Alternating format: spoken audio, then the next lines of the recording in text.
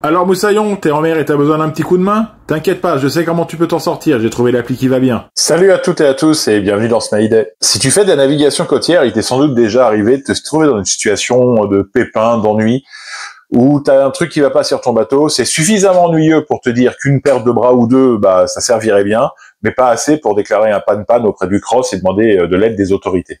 Un problème avec le moteur pour lequel t'as pas l'outil qui va bien. Ça peut être parce que t'es échoué sur un banc de sable et que ce serait plus pratique d'être à trois pour pousser le bateau plutôt que d'être toute seule, par exemple. À ça que sert l'application Rescue Zone. Pour fonctionner, cette appli a besoin de la data de ton téléphone, d'où en fait la limitation à la bande côtière. Avec cette appli, tu vas pouvoir te déclarer en ayant besoin d'un coup de main, donc c'est pas une déclaration d'avarie, c'est pas un mayday, aux autres plaisanciers qui seraient éventuellement présents sur le plan d'eau ou pas très loin de toi. Pour citer un exemple concret, dans mon coin, la Rance est protégée par la station SNSM. Cette station dépend du CODIS, donc des pompiers. Et sincèrement, je ne me vois pas appeler les pompiers pour dire que j'ai pas de clé de 10 à bord et qu'il faudrait que quelqu'un me dépanne. C'est là que l'application prend vraiment toute son utilité. En fait, tu as deux types d'utilisateurs et je t'invite réellement à remplir les deux rôles. C'est facile. T'as le rôle de celui qui va avoir une panne et t'as le rôle de celui qui va dépanner. C'est ça la force de Rescue Zone. C'est d'être une application gratuite de mise en relation entre des plaisanciers qui ont un souci d'un côté et qui peuvent aider de l'autre côté.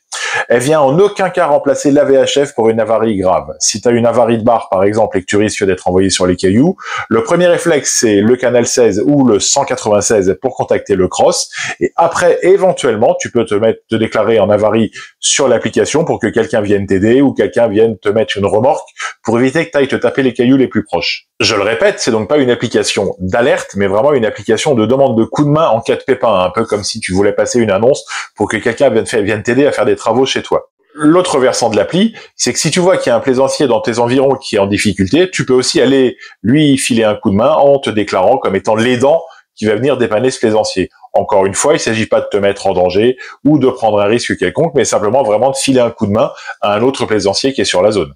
Cette appli est disponible autant pour Android que pour iPhone et elle fonctionne gratuitement. Il suffit simplement de t'inscrire et de déclarer le type de ton bateau.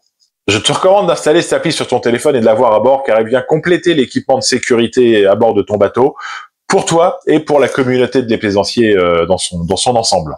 Je te fais confiance, t'installes l'appli sur ton téléphone, mais avant ça, tu likes et tu republies ce post et puis t'hésites pas à t'abonner, comme ça tu resteras informé de l'actualité des applications nautiques et puis du nautisme en général. Je te souhaite du beau temps et bon vent!